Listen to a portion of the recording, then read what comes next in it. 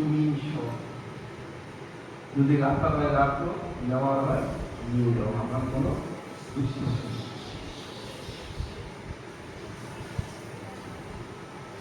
তোমার কর্মটা যেন করতে পারি, কর্ম থেকে আমাকে বিচ্যুত করো। দুঃখ দাও কিন্তু সইবার ক্ষমতাটুকু তুমি দিও। কৃষ্ণদাস বাবাজি যখন 12 বৎসর পূর্ণ হয়ে গেছে, তিনি 12 বৎসর একদিনের মাথায় আর মালা দিতে গোবিন্দর কাছে গেলেন না। তিনি বলেছেন যদি এই তত্ত্ব সত্য হয় তাহলে গোবিন্দ আমার কাছে আসবেন, এটাই তো বলবো, আমি মালা নিয়ে যাবো। সারাদিন গেল, গোবিন্দ এলেন।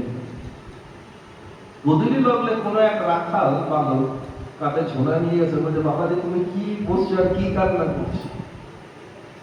কান্না কিছু করছি না বাবা, সবই বোধহয় মিথ্যা। বলে না, কিসের মিথ্যা?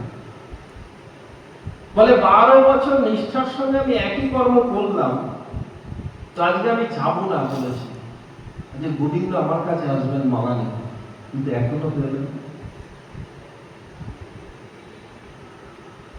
তোমার এই দুঃখ তো গোবিন্দ আসলে আসলে তুমি আমার গলায় দাও, নিতাই করো, তুমি আমার গলায় দাও, এত সুন্দর।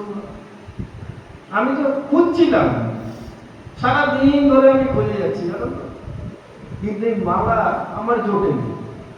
তা আমি বালক, আমাকে দিই তো, বলছে না আমি গোবিন্দ ছাড়া কাউকে দেব। ভক্ত আর ভগবানের সঙ্গে লড়াই হচ্ছে, ভক্ত বসে আছে, ভগবানও বসে আছে। বলছেন আমাকে দাও, বলছে আমি দেব।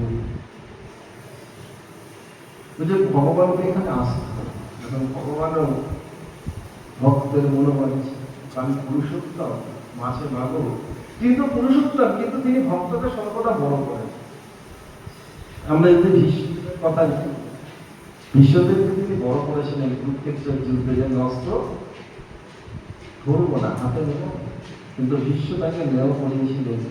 তখন অন্তর্যামী তিনি বলছেন আমি সর্বদা ভক্তকে বড় রাখি, ভক্ত আমার পিতা মাতা, ভক্ত আমার গুরু, ভক্ত আমার নাম রেখেছে পাঞ্চা কর্ম।